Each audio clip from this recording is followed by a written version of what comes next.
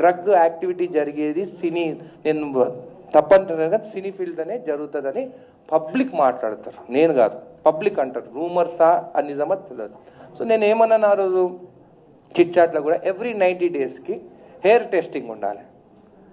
ఎందుకంటే ఇప్పుడు నువ్వు చూస్తే మూవీస్లో బాలకృష్ణ ఫ్యాన్స్ ఉంటారు, పవన్ కళ్యాణ్ ఫ్యాన్స్ ఉంటారు, చిరంజీవి ఫ్యాన్స్ ఉంటారు.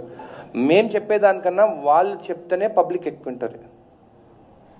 పొలిటికల్గా నేను చెప్పొచ్చు, మాకు పొలిటికల్ ఏముంటే మాకు అపోజిషన్ పార్టీస్ ఉంటాయి, మేము ఏం చెప్పినా అపోజిషన్ మాట. కానీ సినీ యాక్టర్స్కి అట్లా ఉండదు, ఎవరు ఫ్యాన్ బేస్ వాళ్ళకు ఉంటుంది.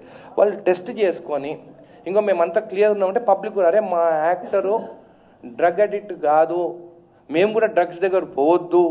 ఎందుకంటే ఇప్పుడు పవన్ కళ్యాణ్ 6 pocket ప్యాంట్ వేస్తే వాళ్ళు పోయి 6 pocket ప్యాంట్ కొనుక్కొని వస్తుంటారు.